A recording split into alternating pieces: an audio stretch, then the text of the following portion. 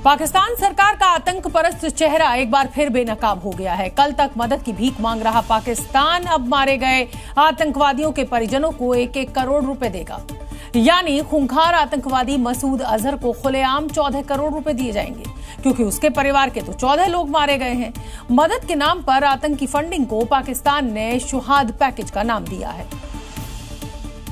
यानी कल तक जो पाकिस्तान IMF से कर्ज चिल्ला रहा था, अब कर्ज मिलते ही उसे आतंकियों में बांटने की तैयारी है। अब जरा खेल को समझिए। IMF ने पाकिस्तान को कर्ज दिया मदद के नाम पर, फिर पाकिस्तान ने इसी पैसे का बड़ा हिस्सा आतंकियों को देने का ऐलान खुद शुहाद पैकेज के नाम पर, और आतंकी इसी पैसे से भारत के खिलाफ जंग छेड़ेंगे। यानी कम शब्दों में इस कहानी को ज्यादा समझने की जरूरत है, क्योंकि पाकिस्तान हमेशा आतंक के समर्थन से इनकार करता रहा, लेकिन वही पाकिस्तान ऑपरेशन सिंदूर में मारे गए आतंकियों के परिवार को 1-1 करोड़ की मदद करने जा रहा है। क्या ये आतंकवाद को खुली फंडिंग नहीं है? क्या पाकिस्तान IMF के पैसे आतंकियों में बांट रहा है? मसूद अजहर को 14 करोड़ की मदद के पीछे मकसद क्या है? ऐसे तमाम सवाल हैं जो दुनिया के उन देशों को समझने की जरूरत है जो सीज फायर चिल्ला रहे थे और पर्दे के पीछे पाकिस्तान की मदद कर रहे थे। पाकिस्तान का किराना हिल्स एक बार फिर से सुर्खियों में है, और वजह है किराना हिल्स को लेकर सोशल मीडिया पर चल रही चर्चाएं। सोशल मीडिया पर लोग दावा कर रहे हैं कि किराना हिल्स पाकिस्तान के परमाणु कार्यक्रम का गुप्त सेंटर है, जहां से अब रेडिएशन फैल रहा है। हालांकि इन खबरों की पुष्टि ना तो पाकिस्तान की तरफ से की गई, ना ही किसी और देश ने इस बारे में कुछ कहा, लेकिन कुछ तस्वीरों के जरिए अटैक का दावा किया जा रहा है। ब्लैक माउंटेन्स के नाम से मशहूर इन पहाड़ियों की संरचना किसी गुप्त मिशन के लिए बेहद माकूल है। अब सोशल मीडिया पर ये चर्चा तेज हो गई कि परमाणु ठिकानों को अज्ञात मिसाइलों ने हिट किया।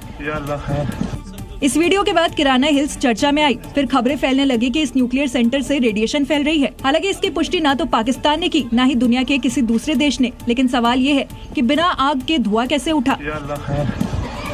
भारत ने जिस तरह से पाकिस्तान में आतंकवादियों के अड्डों को तबाह किया, इससे ये तो साफ है कि पाकिस्तान आतंक का सरगना है।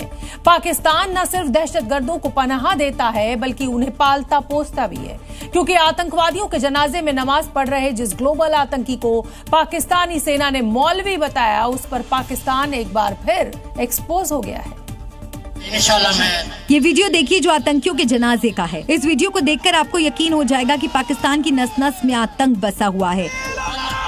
यहाँ ऑपरेशन सिंदूर में मारे गए आतंकियों का पिता ये कह रहा है कि वो अपने बाकी बचे बेटे को भी इसी राह पर लगाएगा, और जिस वक्त आतंकी का पिता ये बात कह रहा है, उस वक्त वहाँ लश्कर का आतंकी अब्दुल रऊफ भी मौजूद होता है। खैर कोई बात नहीं, आप जितने आतंकी भेजोगे, भारत उनकी ताबूत पर आखिरी कील ठोकने के लिए तैयार है। सबसे बड़ी बात, इस जनाजे में लश्कर का आतंकी हाफिज अब्दुल रऊफ भी शामिल रहा। पाकिस्तान ने इसे आम नागरिक बता दिया।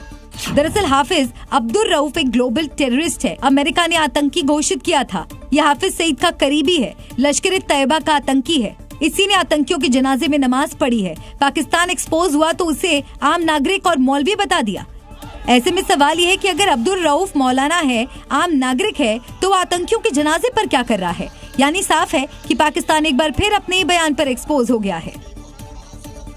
पाकिस्तान और उसके हुक्मरानों ने झूठ का पुलिंदा बांध रखा है, और उसी झूठ के दम पर वो अपनी आवाम को बेवकूफ बना रहे हैं।